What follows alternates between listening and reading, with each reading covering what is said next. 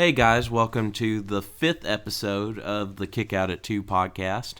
I am Christopher the Wilkman Wilkins, here with righteous Jesse Butler. What's up, as guys? usual, and we both feel like straight doo-doo. Sundays suck. Yeah, Sundays do suck, and we're recording ours on a Sunday after a very busy week in wrestling. Yeah, a lot going on. Yeah, the week prior, nothing happened, and so... Gotta play catch-up. Yeah, everything decided to just, hit the fan. So, guess we should discuss the most important, possibly the most important thing, depending on what Fed you're most into. Yeah. Being Rollins just completely myrtleizing his leg. Yeah, just done for. Which sucks, because I was actually really excited about that Rollins and Reigns program. But it's also kind of awesome because I love title tournaments. Yeah. I'm a sucker for title tournaments. I mean, too. Not awesome in the fact that he's hurt, but awesome in the fact that something different's happening in wrestling. You lose one guy who's great, but at the same time, you're going to get a bunch of matches and a bunch of surprise returns. So I think they're handling it all right. It's still a huge blow to the company because Orton's out. Are they bringing Cena back? I've heard. I don't know. If they did, I hope he puts over somebody. Even if it's Reigns, I hope he puts him over. I think they're going to have to clear Bryan. Yeah, which that's what I'm hoping happens. They may just put it on Del Rio. I wouldn't be surprised if they... I wouldn't be mad at that at No, all. I wouldn't. I'm wondering now what's going to happen with the Undertaker-Wyatt Survivor Series match, since the roster's probably going to be pretty thinned out. Yeah. Who they'll add to that. I didn't even think about that. And I'm guessing... I was really excited to see Ambrose and Owens... IC title program, but they'll probably hold that off a little bit if they still go for it. A lot of rewriting and reworking things. Yeah. Tournament-wise, as long as The Miz isn't in it and somebody that's not John Cena wins it and not Sheamus. My hatred for The Miz is almost on par with my hatred for Hulk Hogan, and that's a deep running hate. I have just trolled and heckled the shit out of Miz on the internet for long enough that I remember when those tweets started. If I ever actually meet him, he may know who I am, and it may not go very well. Because I told him his parents were ashamed of him and the way he wrestled. Anything. My huge beef with The Miz is the fact that he goes by The Miz. Everybody knows his fucking shoot name. Like, just go by it. Yeah. I get why they do it, but... God, when I was at... You're Mike Miz Jabroni. Just go by Mike Miz Jabroni. When I was at... was it The Great Escape in Nashville, which if you live in the area and you've never been, it's a comic and like used DVD and toy shop, and it's awesome. And there are two locations, so check them out. They had the Jax faux hawk Miz toy, and I wanted to shatter it. I wish you would have. I almost thought about paying for it just to break it in the streets, but... I don't want to spend That's initially how I started collecting Hasbros. I bought a Hulk Hogan just to flip off every single day and post a different picture on Instagram about it. I remember that. Yep. Which, if anyone out there gets a Hulk Hogan figure, please send us pictures of you just peeing on it, punching it, just anything, because we hate Hulk Hogan. Throw it in the middle of the road and just watch people run over it repeatedly. And you know what? I would gladly interview Hulk Hogan and tell him how much I hated him on the podcast to his face. I would tell him, because he's old and he's probably strong enough to whoop my ass, but who cares? Like, I'd be avenging every person that ever had to deal with him, which is a lot. Pretty much the whole fucking planet. Yeah. Otherwise in wrestling, the Usos returned on Monday, which got overshadowed by Rollins, fucking his life. Yeah, that's a great way of putting it. Yeah, but it's good to see the Usos back. Yeah. Of course, me being a fucking caveman without cable, didn't get to see it, but I've read about it and heard about it. I heard they came back to a great reaction. Yeah. Looked great.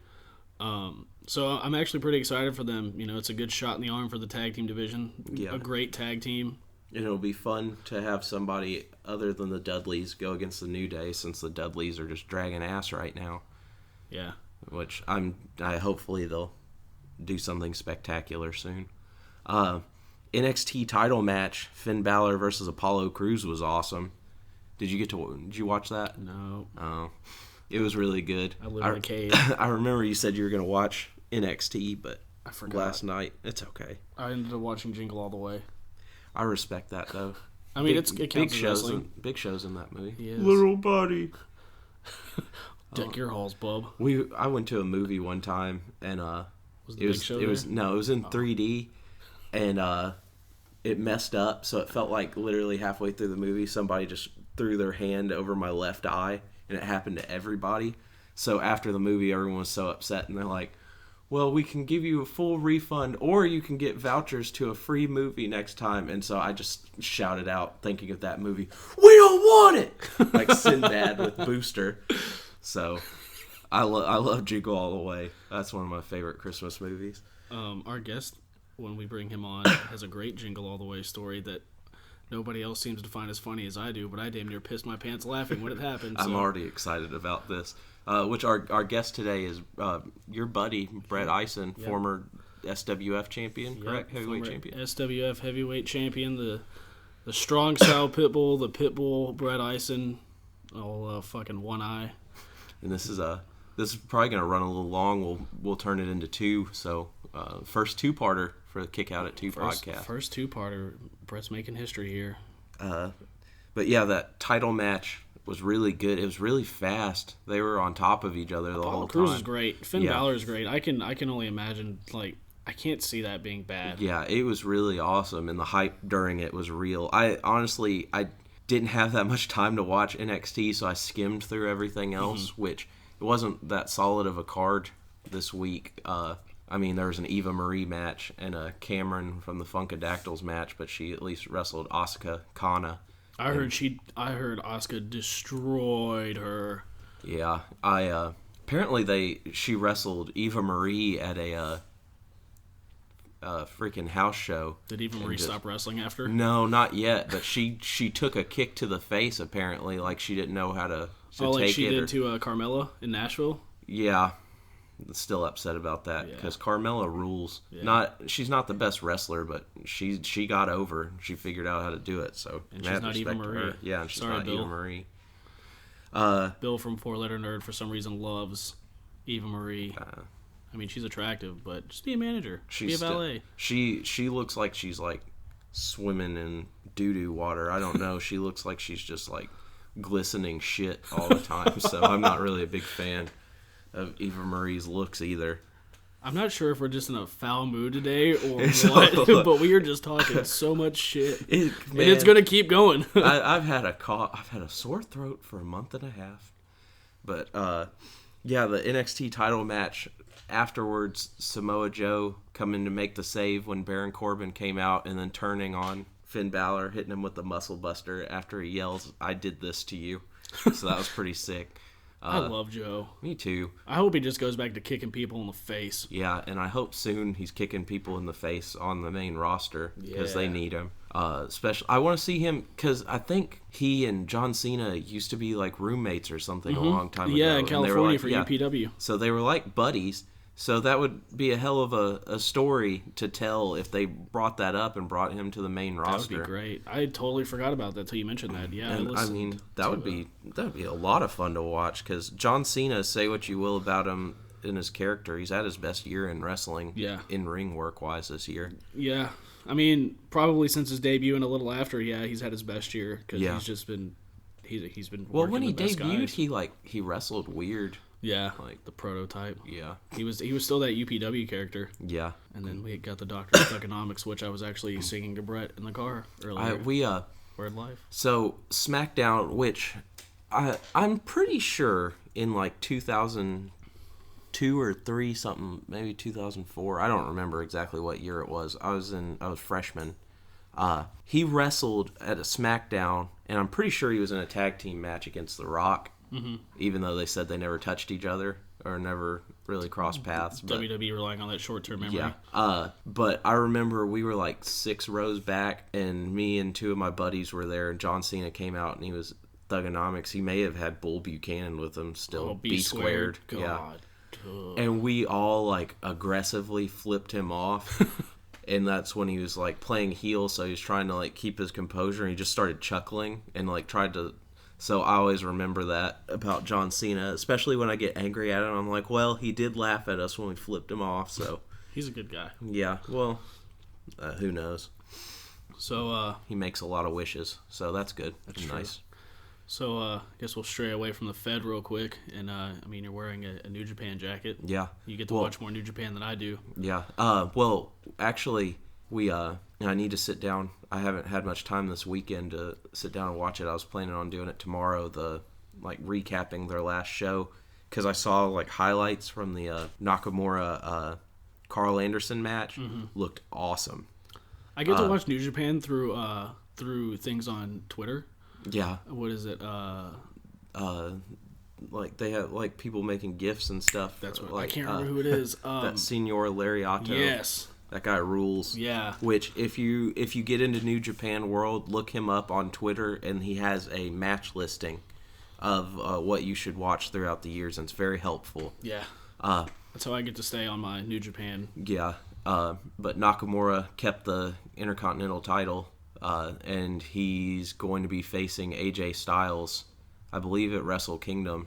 I assume they're holding it off till then, which is going to be awesome. I'm really excited about that. Also with New Japan, read rumors that WWE wants Michael Elgin. Oh, God, that would make me so happy. New Japan was basically see, from what I was reading, they're like, sometimes in wrestling it's not completely about the money. Basically, see where you want your legacy to be, right. Teasing, come Elgin, back to us. Elgin is a was Elgin in New Japan? Because I know he was doing stuff for Noah. Yeah, maybe 0-1. No, he did. He was in the G1 Climax this year, and it was awesome. Yeah, that's right. I totally forgot about that. Elgin's a perfect fit for Japan. Yeah. I feel like, I would love to see him at WWE. I'd love to see him make all that money just because I think he's a great wrestler. And I've been a huge Elgin fan for a while now. But the thing, he might be a perfect fit for WWE with his size too. He's not the tallest, but because of how big he is, Vince loves those monster heels. He's a brick shithouse. Yeah, he's strong. He's powerful looking, and look at people like Rusev and stuff like that Vince likes to get over. Yeah, and Vince loves Big E, and they still haven't given up on Ryback, so that'll tell you something. And Ryback's not that tall. No. So, I don't know. So I'm torn in what I feel like, but I definitely want Elgin to do what's best for Elgin. I'm not bummed either way as long as he's still wrestling. Still get to see him. Yeah, it's not like he's unwatchable. So yeah, he's there. And if you haven't watched a Michael Elgin match, I highly suggest you do that. He's not the tallest guy, but he is literally just a brick shithouse. You can YouTube him versus Davey Richards, which is a hell of a match. If from Ring of Honor, if you want to kind of get a crash course in Michael Elgin, that's kind of the first match to go to. Yeah, he's watching him win the heavyweight championship for Ring of Honor in person was incredible. Yeah, which it seems like he needs to get away from Ring of Honor a little bit anyways. Yeah. I feel like they don't know exactly what they want to do with him, which is sad. Yeah, he's just, I don't know. I'm a big fan. Yeah, we get that. Yeah, shut up now. So I think that's all we really need to talk about. Survivor Series coming up. Yeah, and we'll have some stuff. Well, you went to that show at the fairgrounds. Unfortunately. Yeah, which we'll talk about some in the interview, but we're gonna preface. I went to what was supposed to be a night with Flair, but Ric Flair. Was he booked with NXT with Charlotte? He's on an overseas tour. Yeah, they had him overseas with Charlotte. He was overseas with Charlotte, so he got pulled from that. And they replaced him with Foley. I'll start by saying ticket prices were originally way too expensive, to the point where they had to slash them, and they were cheaper. I still pay $20 to get in and regret paying every dollar. I told you there's gonna be a lot of shit talking. Yeah. I'm sure Foley did his meet and greets. And he probably hung out, but a night with Foley isn't 10 minutes with Foley, and I'm not throwing shots at Foley. Yeah, I'm not dogging Foley at all. And this isn't even a shot at the show because everybody that wrestled did a great job. They all did, the best with what they had. Yeah, this is an anti that promoter. Yeah, I'll preface by saying Eric Andrews and Magnus were the first match. Solid match. They did a great job keeping them both strong by ending the match in count out. And if you're not familiar with Eric Andrews, he's a local and regional wrestler. He's held some, I'm pretty sure, some NWA championships. He's a good wrestler. You should check him out. Eric the Dragon Andrews. He wrestled Magnus last night, and I just thought that was a weird fit for Magnus unless he had to do a double shot or something. It just didn't. The booking was really weird, especially because Magnus is the Global Force champion too. Yeah, so why would he be in the opening? He is. I totally forgot about that. And you said the Jarretts were there. I wonder if that the rubbed Jarretts them the were wrong there. way. Like I said, the only thing I could think, and Brett and I talked about it earlier, is maybe Magnus had a double shot or something. Yeah. So he just had to go on early. But the booking was really weird. There was a lot of things that weren't done right. If you've ever been to the sports arena at the fairgrounds and you went to TNA and you remember the Sports Entertainment Extreme locker room, that's where the heels were. And if you went there, then that Sports Entertainment was like right under one of the balconies. Sports Entertainment Extreme was right under one of the balconies. Last night there was no stage. There was no curtain for wrestlers to walk out of. The locker rooms were completely divided.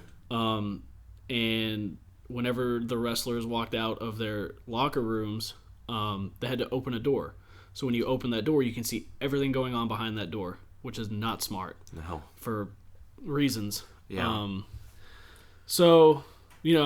Got to see Tracy Smothers and talk to Tracy Smothers. Attempted to record an interview. My phone's a piece of shit and only recorded a minute of it, and Tracy Smothers potentially dropped a wrench on my foot. But I said on the episode with Jeremiah that I was going to talk to Tracy Smothers. I did talk to Tracy Smothers. It didn't record. I will get that interview. We'll get him back. And now we have another Tracy Smothers story because he dropped a wrench on your foot. Yeah, he dropped something on my foot. From his fanny pack. My foot's bruised now. Yeah. And I'm not mad about it because he stone-faced me and didn't even react to it. Didn't sell it at all. So I didn't sell it either. I was like, I'm going to no-sell you, Tracy. That's awesome. When I talked to Tracy, it was awesome. He was, at first, I thought he was going to be, I walked up, and he asked me if I wanted an autograph, and I was really polite and asked him if, I could just have a couple minutes of his time for the podcast, and he was like, oh, yeah, sure. Really opened up, really just, Tracy's a sweetheart. Excuse me. He's a great dude. Talked for a solid 5 minutes. He had a match he wanted to watch, so I cut it short so he could watch the match, then realized my phone didn't record the majority of it, and I was really bummed. Yeah. But, yeah, not a fan of the guy that put on that show last night. He didn't do a very good job. The attendance was very low. Really? Yeah. I've heard reports of over 200 people. I'm going to go ahead and say that's false. I'll be generous and say there is about 100 people there. Gosh. I'm being very generous. And there's nowhere near enough to... It's a bad sign at a wrestling show when the boys or the wrestlers are leaving while the show's still going on. Oh, God. Yeah. Yeah. Got to meet Derek King last night. He was really nice. He's funny as hell. Talked to him for a second. Want to give a quick shout out to WrestleTopia. Hung out with that dude last night pretty much the entire night. Just talked wrestling. Great dude. He's got pretty much everything you can think of, from DVDs to new and old action figures, shirts, old programs and posters, and literally everything you could think of. He's like a traveling flea market almost for wrestling stuff. Like, if you're at a wrestling show and you see him, stop by. If nothing else, just talk wrestling with him. He's a great dude. He's been helping us out with promotion, so definitely go check that dude out on Facebook. Yeah, we have a Facebook page now. You can look up Kick Out at 2 podcast and like the page and share it. And more. I'm not even going to try to plug the Twitter because I just fuck it up every time. And follow us at KOAT podcast. Every episode Jesse messes it up, but it's okay. It's okay. Just like goat with a K. You made it. I did. Here's the funny thing. You made the podcast. Dude, I've got scrambled eggs for brains. It's okay. You've taken a couple rough shots to the head, so. Yeah. But, so this intro ran a little bit long. It was partially why we're having a two-parter for the next conversation, but we're going to go ahead and get into our interview with our guest, Brett Ison, and we'll be back in just a second. Hey guys, we're back here at the Kick Out at 2 podcast with our guest, Brett Ison. How you doing? Good. How are you guys? Good, man. Pretty good. You got a little mark on that cheek there. Yeah. What happened? Invited to a super kick party and it wasn't fun. Who got you? David Morton. Did you get him back? I had him with a sleeper suplex earlier, so he got me back. Oh, okay. Receipts all around. Yeah. So, last night you worked a rival show to Money Mark Productions, correct? Yes, I did. Want to talk a little bit about that? It was a good show. It was a hot crowd. From what I understand, we outdrew them at the Nashville Fairgrounds. And you guys were where? In Lewisburg, Tennessee. Okay. Sticks. Yeah, Lewisburg's out there. For those of you that don't know, Lewisburg is... It's not the best area, I but don't even know where Lewisburg is. wrestling's been happening in Lewisburg for the longest time. So it's one of those smaller wrestling cities in Middle Tennessee. I know there were a bunch of different promotions that came together. Who all was there? It was TWA, HWA, SWF, and ASW. Now, is this the same HWA that we started at? Yes, it is. All right. Where are they running now? Is it Shelbyville? They were running Shelbyville, and then some incidents happened with Money Mark at one of their shows, and they lost their building. So I guess it's no secret at this point. There was a rival show. Money Mark has some heat on him. Yes, they do. I guess we've both heard some things, not good things, and personally, I don't care if he hears this. I really don't care. Like, I don't plan on ever going to another Money Mark show again. I doubt there will be another one if he... He supposedly got one booked in Lewisburg, I think. They run on Fridays in Shelbyville because they got the building that HWA was running. Okay. And they run Friday Night Championship Wrestling. Then in Lewisburg, they're going to try to run Saturday Night Championship Wrestling and compete. That's shitty. That's very shitty. Yeah. Well, they're losing money the way they did from that show last night. I don't know how long that'll last. After I talked to some people last night about the different shows, I decided to kind of do some research, and at the show I remember them saying that at the next, I guess, Money Mark production show they were going to have, and this isn't promotion, by the way, this is just me saying, because I won't promote them at all, but I remember them saying that New Jack and Matt Hardy were going to be at the next show, and New Jack's not the guy to fuck with, especially about his money at this point. So I hope he's a little more prepared, because if that dude didn't take a hit last night on money, then his pockets are way deeper than anybody thought. But I just don't understand, like, the main thing that I've heard is this guy is trying to run out all the local promoters, and I don't understand why you do that. It's not good for anybody. It's essentially it is Vince McMahon buying WCW and ECW shutting its doors. Except on a small scale, and no one. And the guy can't put a fucking show together to save his life, because that show last night, like I said, the matches were great, but the card was just wonky. Like, I don't know, man. Matches were in weird places, and people were wrestling weird people, and if he was the booker, then shit. But you did the 6-way hardcore match at the rival show, the Brotherhood show. Yes.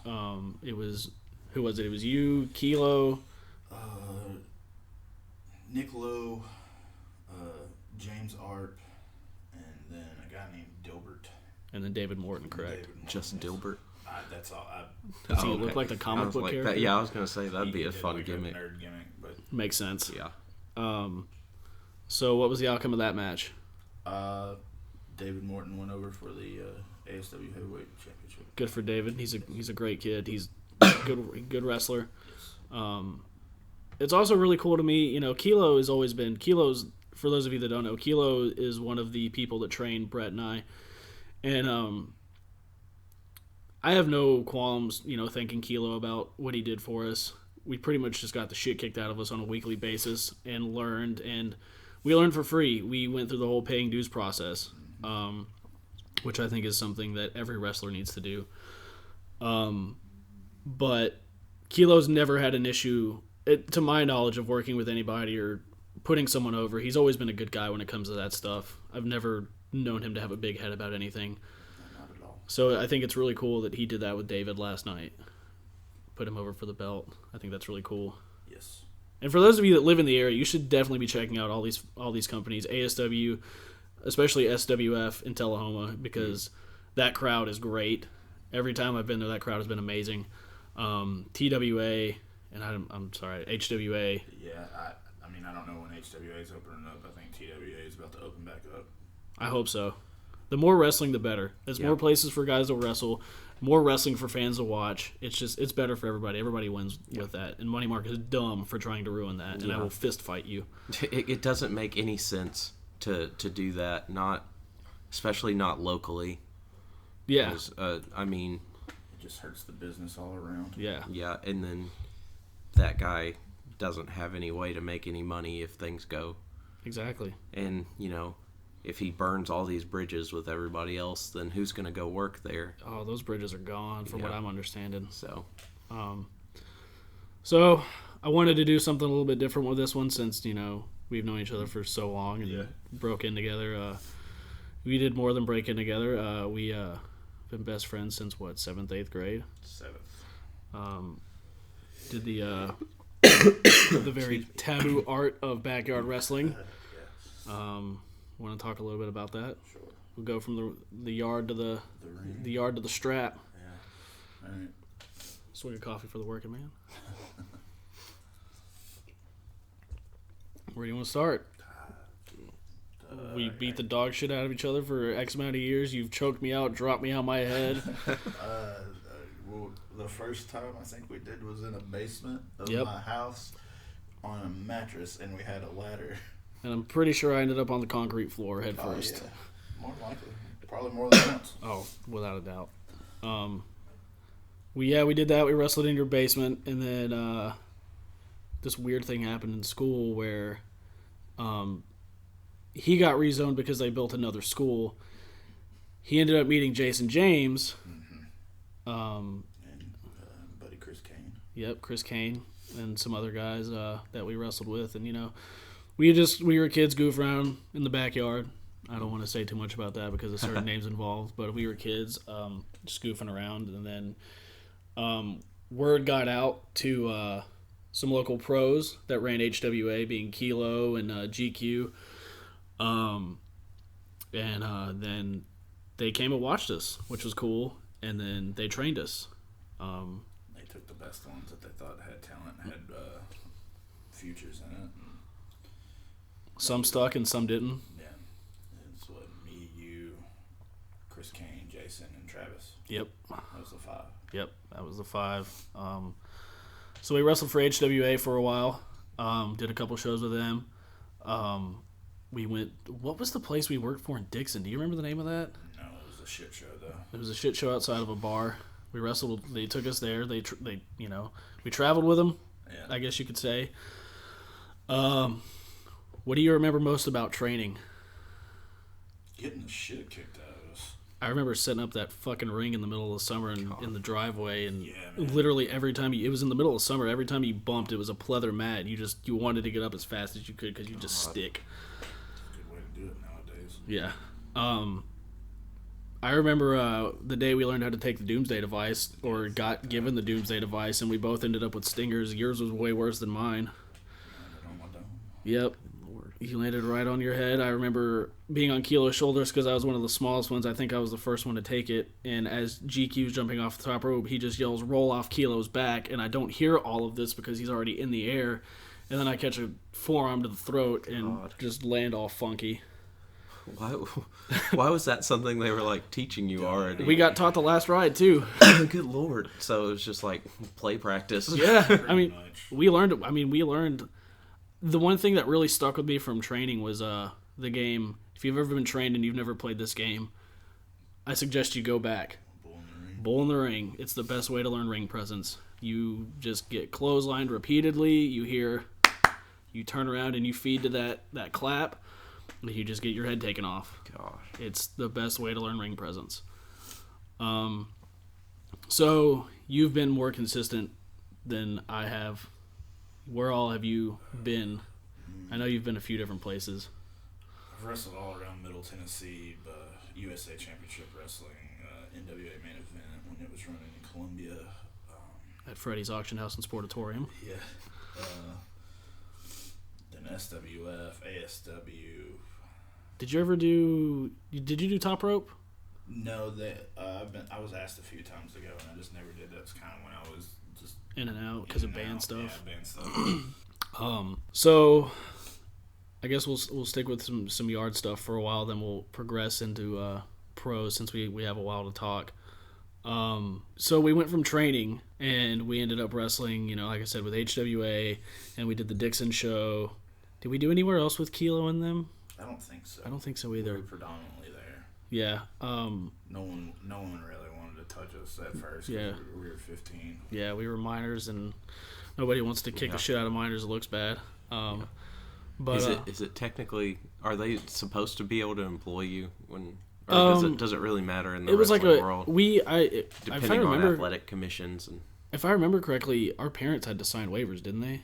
I don't know, because at Tennessee, with the wrestling, there's not a state commission. Right. You don't have to have a license. You don't have to have a license, so I don't know if that was a big issue, but I don't know if I know I signed waivers. Yeah. I remember we had to have waivers signed for OWL, and I can't for the life of me remember where that was. It was Ashland City. Portland. Was it Portland? It was way out there. And that was a cool little place that we wrestled. But yeah, it was. I feel like maybe when we first started training, I know they had a huge meeting with our parents, and it was like, if grades don't stay up, you can't do this. Like, they cared. Well, that's cool that they. It was just I think to them it was like, we can get these kids out of the backyard before they get seriously hurt. Yeah. So that's good of them. Yeah. And they, like I said, they showed us some stuff. They showed us the basics. After watching wrestling and being a wrestling fan for so long and having friends that have gone, up and down the roads and gone to all these different places and had these opportunities, I feel like it's physically impossible to learn everything from one trainer. Yeah. No, not at all. You learn something new every time. Like, Carrie has talked about how, with Dutch, he learned something. With Tasha, he learned, catch is catch. Yeah. You just learn something different because everybody specializes in something different. So we did HWA, we did the Dixon show, we did OWL, and it seemed like after training we just got a little off. We went a little off the deep end with some of the shit we did. Well, it's that, and you're young, and then you see stuff that happens in the business, the people getting shot on, and just the bad politics. And being 15 years old, you don't know what to really think about it, because it honestly is a man's sport. I didn't watch wrestling for a while after we stopped, backyarding and pro. It just, watching people just get the shit kicked out of them and shot on for no real reason really left a sour taste in my mouth. Yeah. And then you get older and you're like, okay, I'm a man. I'm not going to let anybody do this to me. Exactly. So, but we did those feds, and then we wrestled in Las Casas with JP. Oh, yeah. How was that barbed wire? That's the first time you took barbed wire. Only time you took barbed wire? Yes, the only time I've done barbed wire. It sucked. It was not fun. I just remember it gets stuck in my ass. God. That sounds miserable. Yeah. So was miserable that ring, though? That ring was stiff. All right, what would you say was stiffer, JP's ring or our ring? JP's. Okay. We kind of had a discussion about that. So we ended up building a ring in my backyard. And we actually had a pretty good draw for a while. That first show, it probably drew more than some local shows. Yeah, and it was just a bunch of kids, man. We were trained, and I don't know if I'm supposed to say this, but we did our best to show guys bumps and things to where they wouldn't break their backs and shit. Well, I'm sure there's a statute of limitations on whether or not you're supposed to say it anyway. Well, it's not really even a statute of limitations. It's kind of like a wrestling ethics and etiquette thing. Smarten people up. Yeah, don't kill yourself. Yeah. Then again, fans are so smart nowadays. Yeah, the internet's everywhere. Nothing matters, and kayfabe is dead. I'm sure somebody will frown upon it that I'm talking about it, but that's where I came from. Get over it. So you and I, we would tag in the yard, and we would beat the piss out of each other. Oh yeah. You have a favorite match that we did, or a favorite thing that we did? Favorite match? I would say what was supposed to be our last one. We were like the Terry Funks. Yeah, we were, but the excuse me, sorry. The one right before we actually got the ring, and it was mostly just the ground. Oh, the calculator one. Oh, oh yeah, yeah. And the light bulbs and all that. That was okay. Yeah, so that was the one where I'm just gonna throw a few spots out there so people can get a visual. We had a trampoline. Brett and I didn't wrestle on the trampoline. Brett and I just wrestled on the ground. I'm talking like power slams, black hole slams, suplexes, DDTs, pile drivers, you name it. It was on the ground. So the only thing we would use the trampoline for was really just throwing each other off of or jumping off of. And one spot that sticks out very vividly to me, I remember that day being super hot, but we were kids and we couldn't afford tables. Yeah. So we somehow acquired a shopping cart and a filing cabinet.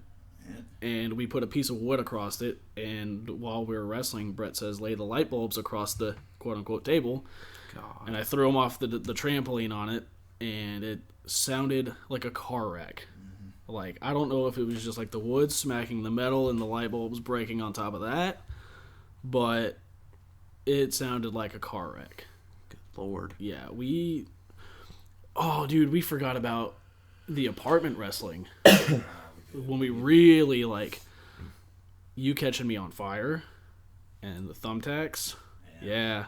Lane's looking at me like I'm batshit crazy right now. The one thing I remember that was when you act like you were going to hit Travis with a boombox and the handle broke. Oh, God. Yeah. Yeah.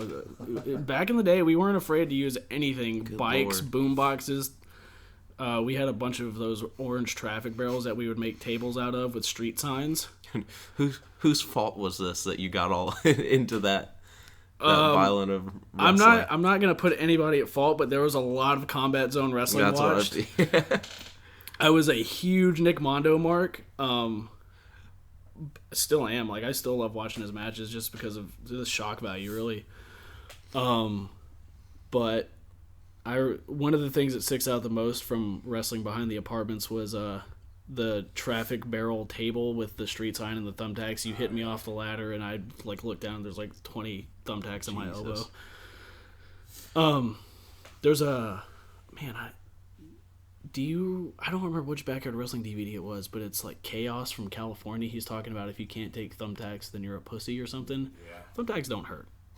Good Lord. Just saying, thumbtacks don't hurt. He's right. Probably compared to everything else, yeah. Yeah. You probably don't realize they're there. Which, here's something that we haven't at all discussed with anybody else on the podcast. I'm going to ask both of you guys this. Was there a specific moment or match that got you into wrestling? Like, because I remember when I first watched, I wasn't allowed to watch wrestling as a kid,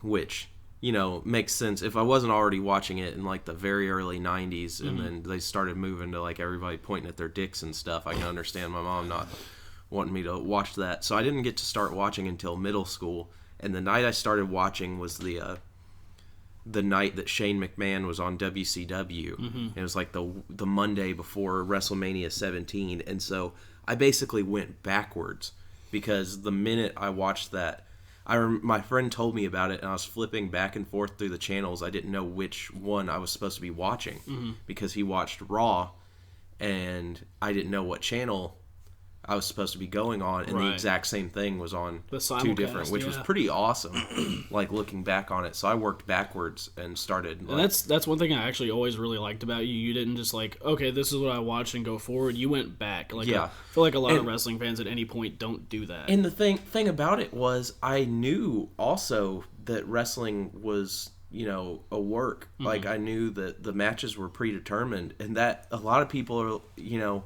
they'll say, oh, it's fake or whatever. Like, who gives a fuck? It's Movies awesome. Are fake. Movies are fake, too. It's television, and television rules, just like books rule, just like video games rule, and professional wrestling is a certain part in television that I've always enjoyed once I found out about it. And other than that, I played WCW Nitro.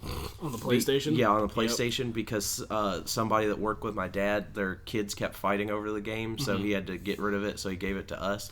And I used to play as Ultimo Dragon, or I'd play as Chris Jericho or Chris Benoit every time. Before because you were really into it, you knew yeah, before I knew, yeah. Because they had the same first name as me, and so I was excited about that. And I just remember, like, that was the cool one where they had, like, the intros where they would talk. And yeah, DDP was like, hey, monkey boy. Yeah, and then Scott Hall does the flick Hey, with the toothpick, and it was awesome. But yeah, I worked my way backwards, and I ended up finding my favorite match of all time was the Royal Rumble Cactus Jack Triple H match. Yeah. And every time I watch that, like, now I cringe so hard compared to what I did back then when I just, you think everyone's invincible. Nope. But it's still far and away my favorite wrestling match. And Mick Foley's one of my favorite wrestlers. Triple H, too. He gets a lot of shit. But I love Triple H. So, match that kind of got you into it all? I would probably say 1, 2, 3 Kid and Bret Hart. That's a good one. Yeah. I couldn't tell you to save my life at this point. I'll probably go. As a kid, I was always a huge Shawn Michaels fan. So my first like real memory of wrestling, even though I'm not a really big fan of his, is seeing Sting. That's like my first memory of wrestling. It's very vivid, and it's like the only thing that I remember about the show. But matches that really just intrigued me and made me want to do it was, probably the matches with Shawn Michaels and Razor Ramon, the ladder match, the Intercontinental Championship matches. Matches like that, or when I realized that I was really young and dumb and invincible, watching things like CZW or like just the hardcore matches, like the WWF Hardcore DVD got watched a lot. And remember how cool those matches were, like with just like Raven versus like fucking, he probably never even touched him, but like Crash Holly, like doing Hurricane Ranas in like a fucking one of my fun pit. One of my favorite WWF Hardcore title memories of all time isn't even that, like, I mean, to me it's just like I would never do this, and it's so simple. But when Rhino goes to the shopping cart, dude, no way. Yeah, I would never do that. I would rather. So wide, too. Yeah. There's so many jagged edges on that. Yeah, I watched that when the network first came up. It's like Backlash or something like that. I actually think it is Backlash. From 2001. Yeah, that part, when that happened, I was like, geez. I would rather get hit by 100 light bulbs, thumbtacks, get caught on fire again, and get hit by that goddamn calculator you hit me with, which was the worst thing I've ever been hit by. Which type of calculator was it? TI-83. Shout out to Texas Instruments, right? For making a violent if you've been hit by a calculator, and I highly doubt the majority of you have, but it sucks. It's like getting hit by a brick that you can just make the word boobs on. You just hit me with a Home Alone, damn. But no, like, for me, it was like watching the more high impact stuff. Yeah. And I never really, the Hardys. We were huge into the Hardys. I think TLC was really, we were like, oh, okay. My first wrestling action figures, it was Triple H, and then that Jax finishing moves 2-pack of the Hardy Boys. Yep. Those got a lot of and play. then my brother bought the Chris Jericho with the silver shirt and the red pants. Yep. I remember those were our first 4 wrestling action figures. I was like maybe 11, still playing with that stuff. Yeah. It was awesome. I love wrestling so much. I had a boatload of action figures. You had a nice bit. But one of the things that I really remember from us being kids was recreating WrestleMania 2000, spending like 6 hours. I think it was longer than that, man. We didn't sleep that night. Nope. Any wrestler you could recreate, we did. Yeah. Into just jabronis or just like Makeshift guys. Yeah, like indie guys from the area or indie guys that we. This is before the internet, like really. Well, not before the internet, but before like everything was on the internet. So the main way that we got to read things was from like PWI or The Wrestler or Wrestling Insider. And I feel like if you've never really picked up one of those magazines, you might not be a real wrestling fan. Yeah, you still need to go at least pick up the you can still Pro find Wrestling Illustrated. Yeah, you can like, still find Pro Wrestling Illustrated. End. But like I remember if my parents went grocery shopping, we would just go sit in the magazine out for as long as they were there, and we would just read magazines. Yeah, and get every WWE magazine, WWF for the posters. Yeah, that was all I wanted them for. I had them everywhere. And like back in the day, we were very aware of Ring of Honor, even New Japan, CZW, 3PW, XPW. man, there were the various NWA Wildside, the various NWA promotions. IWA Mid-South. IWA Mid-South. See. You actually went there. Yeah, You had a tryout match, wasn't it? And I always thought that was really cool because, you know, that was a place that we read about as kids. Yeah. You know, we'd been like 13, you know, reading about IWA Mid-South, and it was one of those super indies. And then homeboy over here just gets to go and work for him. Mr. Big Shot over here. Who'd you wrestle? I wrestled, it was a tryout match, and I wrestled a guy named Shane Smalls, which is a really good guy. He's out of Kentucky. Mike Cobb, which is another good guy around here. Then my tag partner and enemy forever, Sean Fatal. Yeah, you guys have had some knockdown drag-outs. Oh, yeah. From the Yizard to the pros. Let's talk about the Death Dealers for a second. Tag team, you and Sean had / I guess have a feud with Team IOU. Yeah. I know you're itching to get your hands on Iggy right now. Yeah, he took out my eye. So, You got that patch on right now. yeah. Bretty Wop over here. Pretty wild. So let's go back, and it's no secret to anybody that follows you or Carrie that you know each other and you have for a while. There's no hiding that. No. And that was through like punk and hardcore shows and, you know, literally sitting in my living room and watching wrestling together. Like Fire Pro Wrestling. And Yep. Oh, wow. Marvel versus Capcom, I think. Just being nerds. Fire Pro Wrestling is awesome. Yeah. So what was it like, you know, when you finally got to wrestle with Carrie? Carrie, man, stiff. But, I mean, he's one of these dudes that, I mean, even before then and now, he's helped out a lot. And he's opened my mind to a lot of things, and he's gotten me places that I never thought I'd go. I mean, I was actually in a ring with Michael Elgin, never thought that would ever happen, and training seminar. It was very cool. That's awesome. So we had the Music City Mutt and the Strong Style Pitbull. Yeah. Why did we never get a dog chain or a collar match out of that? It was working to it, and then stuff happens, you know, booking goes left and right and twists and turns, and I'm sure it'll eventually happen because, as Carrie said, this hate will never die between me and him. So. It's been going for a while now, and it's almost like once you'll get to a place where it's almost like in the back of everyone's mind, and then Carrie or now Nick just like pokes his nose in it or his nail file. I think with Carrie is he can't handle another dog being in his yard. You know what I'm saying? Right. So. Ooh, someone's marking territory. It's gonna happen eventually. So let's go through. I know you wrestled Nick Iggy. What was it, a couple weeks ago? Yeah. Nick Iggy, of course, one half of Team IOU. Yeah, still waiting to get him on the podcast. Still waiting. And to get his Twitter handle changed. Yeah, because he's Boy. at fuckboy for Nick Iggy on Twitter. So what happened? You guys, you know. You're working, you know, and I hit him with a rolling elbow to the back of the head and a Saito, and I was picking him up by the back of his hair, and he don't like anybody messing with his hair at all. That down south dandy. He's a pretty boy. But comes up and stabs me in the eye with a nail file. I saw the pictures. You were a bloody mess. Yes, I was. You were a bloody mess. I don't think I ever saw you bleed like that ever. So he had to get you good. Yeah, he did. Got me real good. I mean, good enough for you to still have that eye patch on. So Yeah, it sucks. I remember yesterday, Brett and I actually hung out, and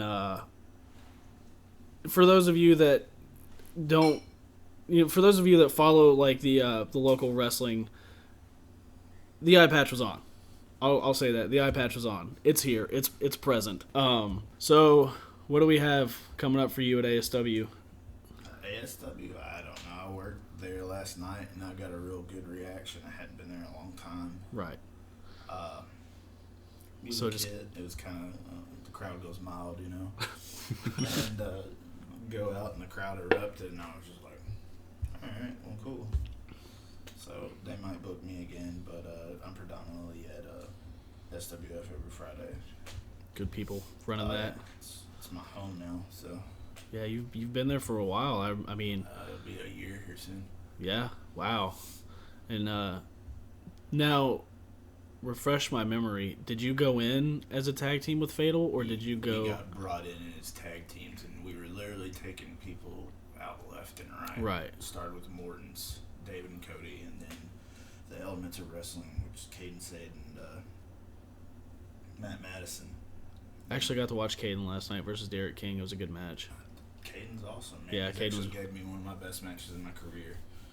But took them out, and then IOU comes in, start working them, and then we started getting over with the crowd, and they started. Yeah, because you guys weren't very well liked at first. No, they hated us, and then I guess we were doing stuff that nobody really does. Yeah. Our attitudes, man, like we just don't care. And Love or hate, you're there. You're gonna get kneed in the face or dropped on your head either way. So. Yeah. Regardless, if you loved or hated the Death Dealers, they were there every Friday, week in, week out, giving you probably the best wrestling you were seeing for your money in the area.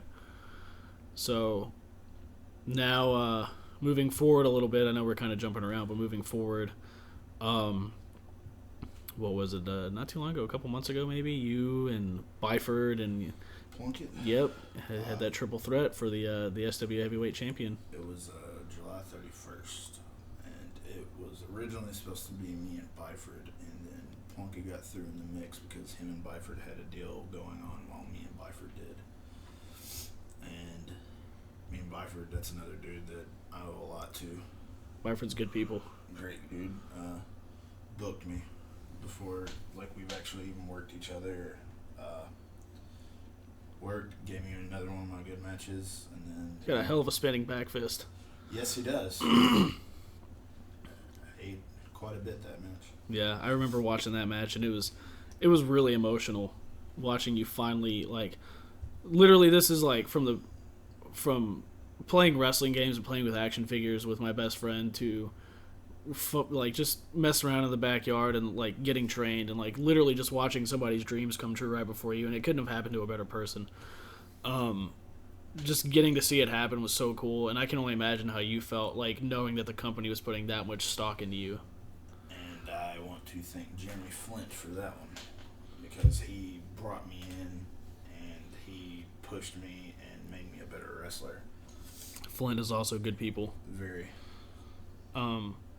So you got the strap, fighting champ, of course. Yeah. You're just a fighter anyway. You don't even need a belt to be a fighter. So SWF Heavyweight Championship was the first belt that you won ever. Yeah. First professional wrestling heavyweight first professional wrestling championship that you won, and it was a heavyweight championship. Speaks volumes. That's pretty exciting. And I guess I've just been waiting for it to catch on like wildfire. Like, I mean, everybody at SWF sees it now. I guess ASW is finally starting to come around and just be like, oh, like this is what we have in front of us, you know. And I mean, you've wrestled for USA Championship Wrestling. You know, you've been around. Yeah, I wrestled at that IWA show, and I mean, having Ian Rotten, you know, just give you praise in front of the entire locker room, and it's like, yo, you had the IWA way, and you're welcome back anytime. That's awesome. That is awesome. That's a huge compliment. And yeah, and I mean, I went back and I got to work guys like Isaiah, he's up there. He's a great dude. Yeah. Got to work some of the Vikings. Viking War Party. Those guys are super entertaining.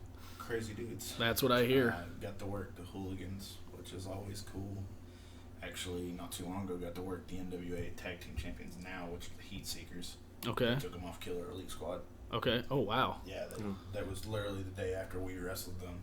That's cool. Yeah, so, I mean, we've wrestled some names in the business, and CCW was the other place in Indiana. Mm-hmm. It's a real good place. Yeah, you were hitting the roads pretty hard for a while. Yeah. Hopped in the car with some dudes. Yep. All right. Well, we're running a little bit long. We're going to go ahead and cut this one off here, and we'll start back. We'll have the second part for you for next week, where we'll talk, you know, music and our favorite wrestlers and stuff like that, and some more of Brett's career and where he wants to go and things like that. This has been fun. on this lazy Sunday that we're all having. We're all just out of it at this point. Brett wrestled last night. I was up late. You were up late. Yeah, You couldn't were probably sleep. up late too. Yeah, and you guys were probably up late and listening to this now on your commute to work, wondering why you stayed up so late. But at least it's going to be Friday. But yeah, we'll get back with you on the second part of the Brett Ison interview, and we'll see you later at Kick Out of 2 podcast.